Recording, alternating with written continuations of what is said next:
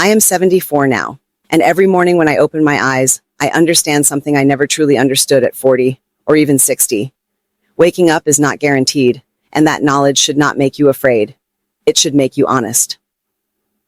I grew up believing life was a straight road: school, work, marriage, children, retirement, and that if you stayed busy and behaved, happiness would eventually tap you on the shoulder. What no one told me was that happiness is quiet and often disguised as inconvenience, and regret is loud but patient, waiting until you finally slow down enough to hear it. I spent decades being strong for everyone else, solving problems, swallowing words, postponing rest, telling myself I would take care of my own heart after things settle down. But things never settle down. They only change costumes. So listen to me now, especially if you are still telling yourself you have time. Do not wait to live honestly. Say what you mean while your voice is steady.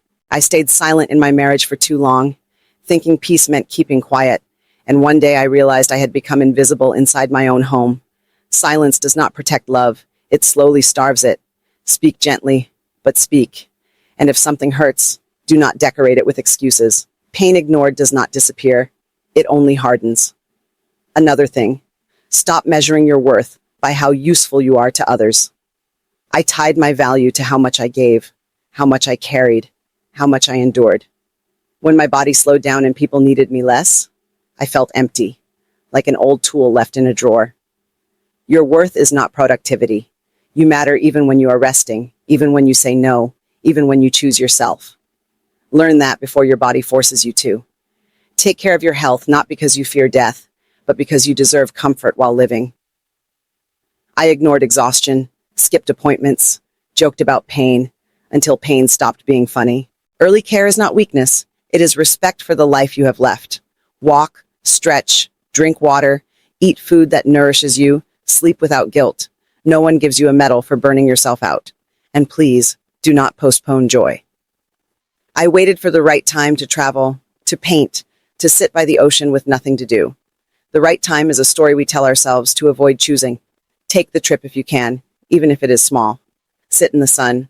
Learn something new, even if you are terrible at it. Joy is not irresponsible. It is fuel. Also, forgive sooner than feels fair.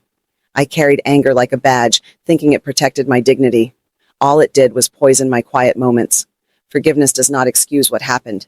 It releases you from dragging it through every year of your life. Let go while your hands are still strong enough to unclench.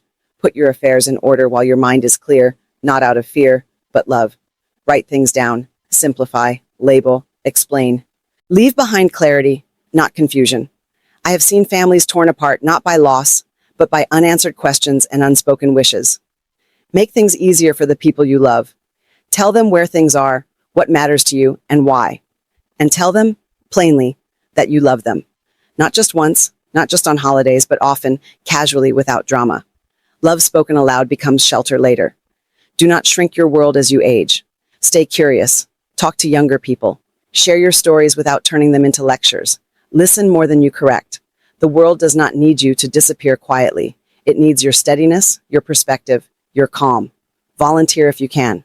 Show up somewhere regularly. Belong to something outside your house. Loneliness is not cured by television. It is cured by connection.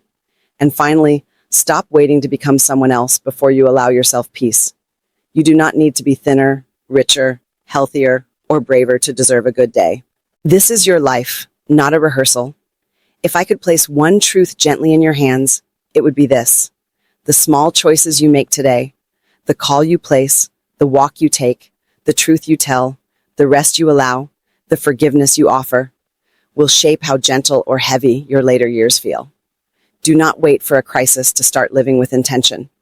Do it now, while your heart can still be surprised, while your body can still feel the warmth of the sun, while your words can still land where they matter. Time will move forward whether you are present or not. Choose to be present. That is the lesson I learned late, and the one I hope you will learn in time.